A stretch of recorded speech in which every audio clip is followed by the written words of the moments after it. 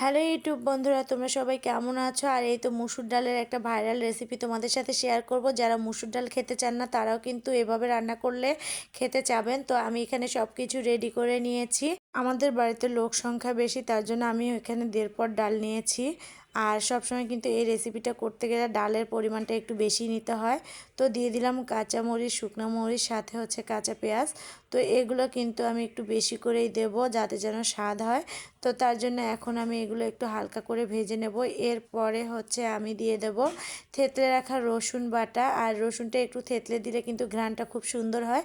আর এই তো দেখেন এখানে 5টা রসুন ছিল, তো আমি থেতলে রেখেছিলাম, সেগুলোও দিয়ে দিলাম। দিয়ে কিন্তু এখন হচ্ছে আবারও নেড়ে চেড়ে নেব।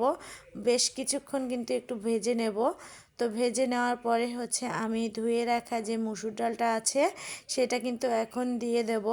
তো ধুয়ে রাখা মুসুর ডালটা কিন্তু একটু পানিটা নিংড়ায় নিলে বেশি ভালো হয়। আর এদিকে কিন্তু আমার এই যে মরিচ পেঁয়াজ কিন্তু ভাজা হয়ে গেছে। আর এই তো হচ্ছে দিয়ে দেবো মুসুর ডালটা। তারপরেও কিন্তু এই দেখেন একটু পানি আছে। তো দিয়ে কিন্তু আমি হচ্ছে নাড়াচাড়া করে নেব।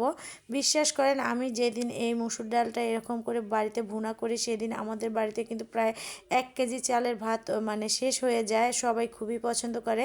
শুধু কিন্তু এগুলো দিয়ে করবো না, এর মধ্যে আরও অন্য কিছু দিয়ে দেব। তো এখানে এই যে কাঁচা টমেটো, সাথে কিন্তু হচ্ছে ধনেপাতা, সেগুলো দিয়ে দেব।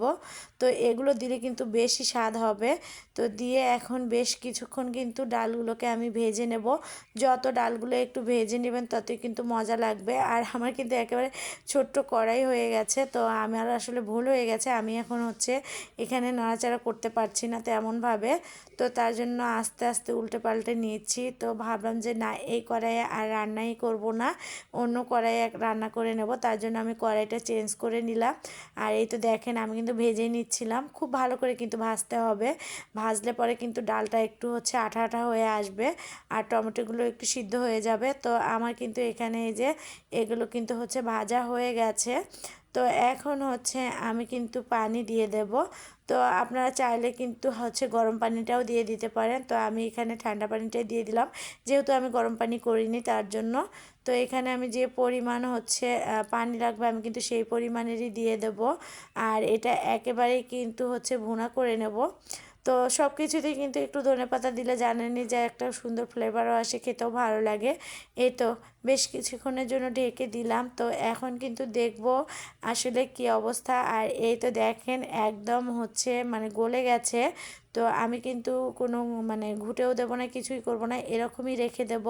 তো এরকম করে সত্যি বাড়িতে আপনারা ডাল ভুনাটা করে দেখবেন, যে খেতে এতটাই মজা লাগে কি বলবো আপনাদেরকে।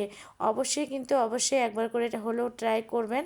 তো আমি অফ ক্যামেরার পিছনে কিন্তু মশলার গুঁড়াটা দিয়ে দিয়েছিলাম। তো এই তো দেখেন আমার হচ্ছে ডাল ভুনার একেবারেই হচ্ছে ফাইনাল লুক।